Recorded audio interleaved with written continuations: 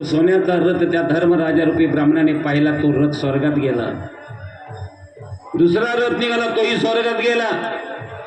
9 रथ स्वर्गात गेले. या ब्राह्मणाने पाहिले होते. ब्राह्मण व्यक्तीने विचार केला, असे रथ जर स्वर्गात गेले तर एक रथ तरी आपण या राजा अजराजाला दिला पाहिजे. म्हणून देवाला विनंती केली, प्रभू हा 10वा रथ तरी माझ्या हाती लागू द्या, निस्ता रथ नको. त्याच्यावर एक सुंदर बालकाची उत्पत्ती करा. आणि म्हणून 10वा रथ निघाला. त्या रथावर एक बारीक मुलगा आणि सोन्याचा रथ बाहेर आल्याबरोबर पटकन राजाने धरला. राजाने धरल्यावर तो बालक हातात धरलं, तो रथ अजराजाच्या स्वाधीन केला, ते बालक अजराजाच्या स्वाधीन केलं. राजाने विचारलं, या बाळाचं नाव काय ठेवायचं? त्यांनी सांगितलं, 9 रथ स्वर्गात गेले आणि हा 10वा रथ इथे माझ्या हाती लागला, म्हणून याचं नाव दश अधिक रथ, म्हणजे हा 10वा रथ आहे, म्हणून याचं नाव दश रथ ठेवायचं. विठाला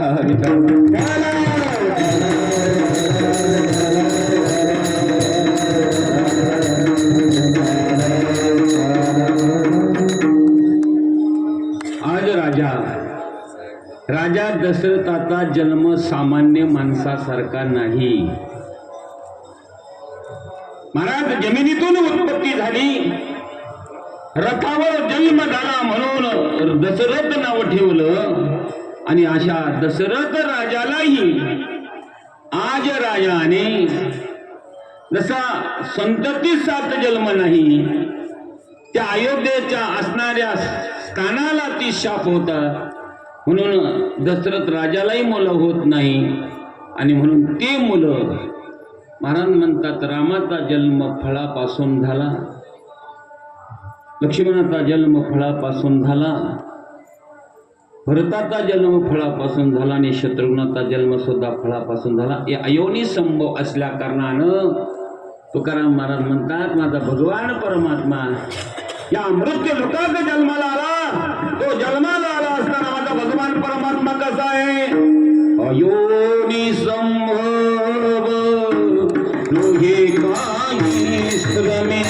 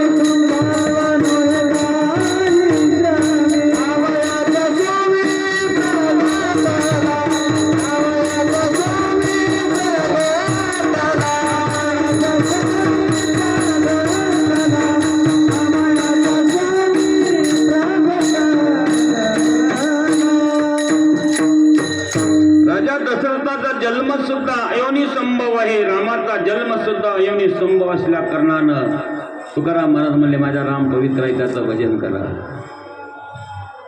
नास्तिक लोकांनी सांगितलं, आम्ही जर भजन नाही केलं तर काय तोटा आहे सांगा ना. महाराज म्हणतात, जर देवाचं भजन जर नाही केलं तर मनुष्य जिवंत असून मेल्यासारखा आहे. ऐका, उदाहरण सांगितले, 5 प्रकारचे दृष्टांत सांगितले. तुक महाराज म्हणतात, देवाचं भजन जर नाही केलं, नामास्विन मुख तो नर पापी,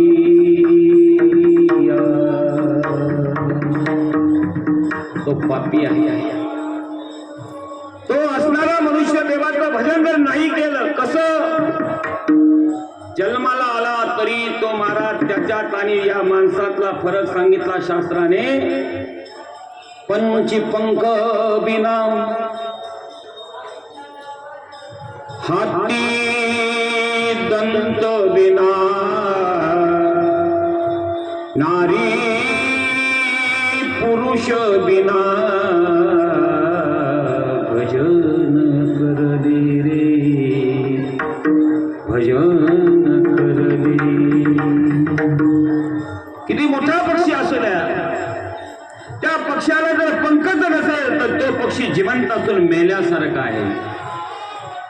हत्ती किती मोठा असू द्या, त्या हत्तीला दात नसेल तर तो हत्ती मेल्यासारखा आहे. महाराज म्हणले किती मोठे अधिकारी स्त्री असू द्या, पंतप्रधान असू द्या, राष्ट्रपती असू द्या, पण तिला पतीची संगत नसेल तर ती नारी जिवंत असून मेल्यासारखी आहे. तसं मनुष्य देहाला जन्माला आलेल्या मानवा, भगवंताचा देह दिला असताना तू जर देवाचं भजन जर केलं नाही, तू जिवंत असून मेल्यासारखं आहे. जिवंत असून मेल्यासारखं.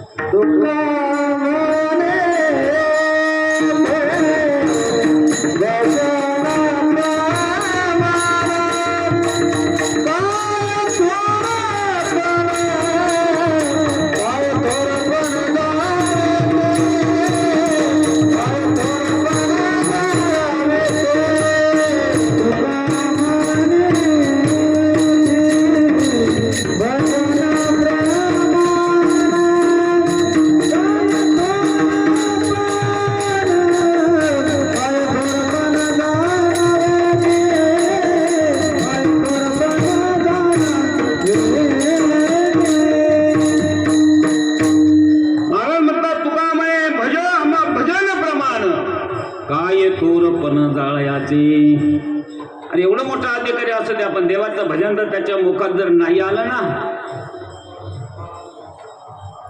तर महाराज म्हणले त्याचं मुख नाही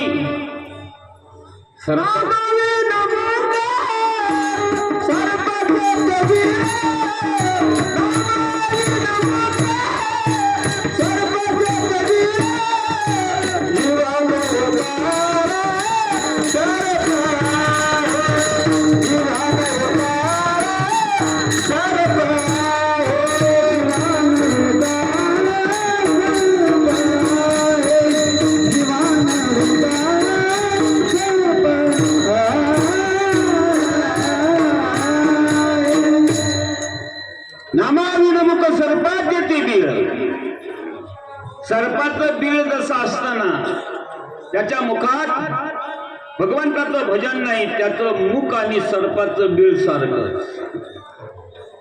सर्पाच्या बिळामध्ये काही काही लोक काही घालतात तुम्हाला माहित आहे. असं याच्या तोंडामध्ये घोटका घालतो, काही घालतो, काही घालतो. अरे भजन कर ना बाबा, भजनच आठवत नाही. कसं आठवण? दुसरे दृष्टांत सांगितले. कुपनीर बिना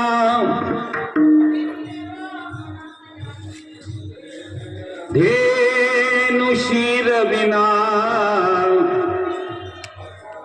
पुष्प सुगंध बिना भजन करले.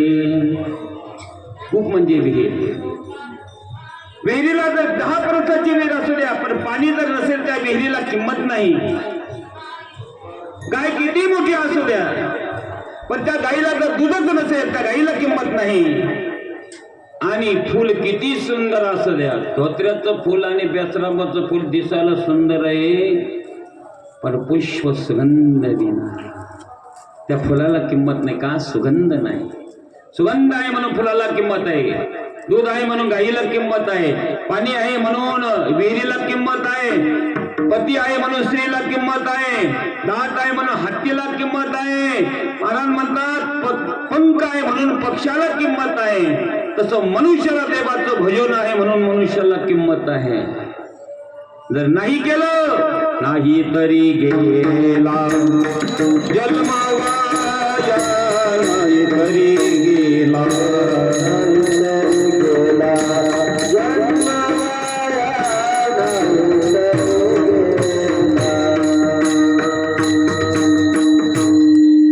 मनुष्य देवाचा. देवाचं भजन जर नाही केलं दृष्टांत सांगितले.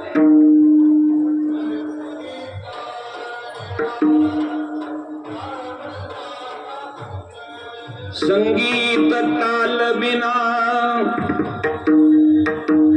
ताल सूर बिना कैसा नर भजन बिना भजन करले. महाराज म्हणले संगीतामध्ये लोकांना शिकवतोय पण तालच नाही, त्याला मागं पुढं होतोय, काही उपयोग नाही. त्याला ताल आहे पण सूर नाहीये, त्यालाही काही किंमत नाही. तसं भगवंताचं भजन या मनुष्य देहामध्ये जर नाही झालं तर मनुष्य जिवंत असताना मेल्यासारखं. एका कवीनं असं गोड उत्तर सांगितलं, ऐक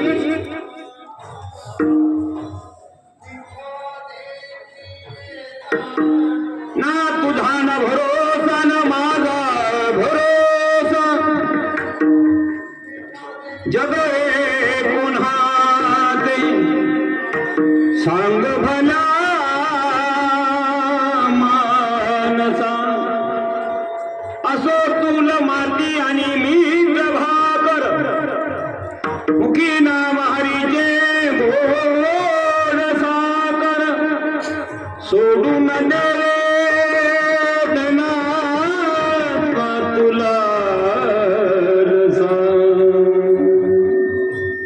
जग हे कुणाचे सांग भल्या मानसा. कधी लागे कधी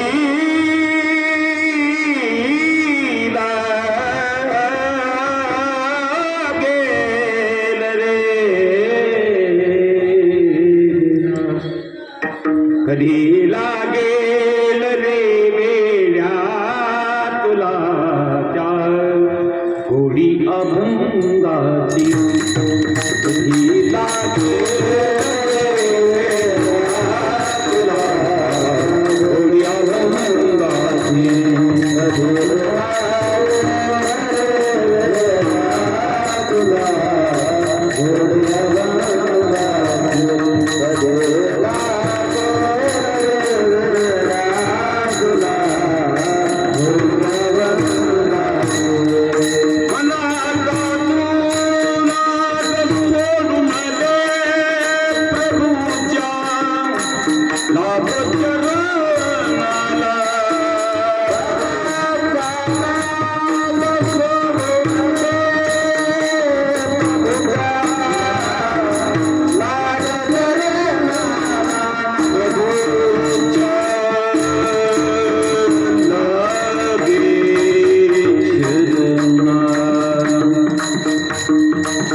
सदा लागे सदा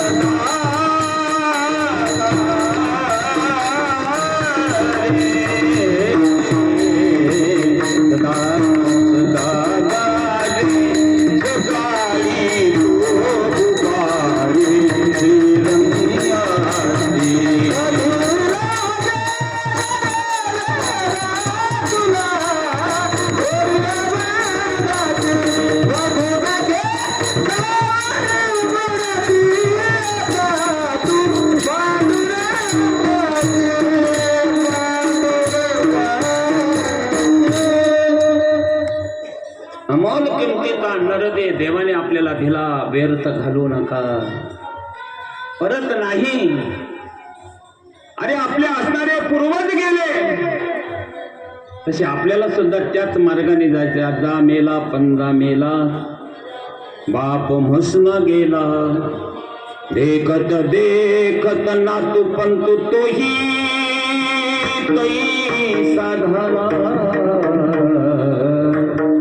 उठा उठा जागा पाठी भय आले मोठे, पंढरी वाचुनी तुझा ठाव नाही कोठे. माझ्या भगवंताचं भजन करा, वेळ घालू नका. विठोबा रखुमाये विठोबा पुन्हा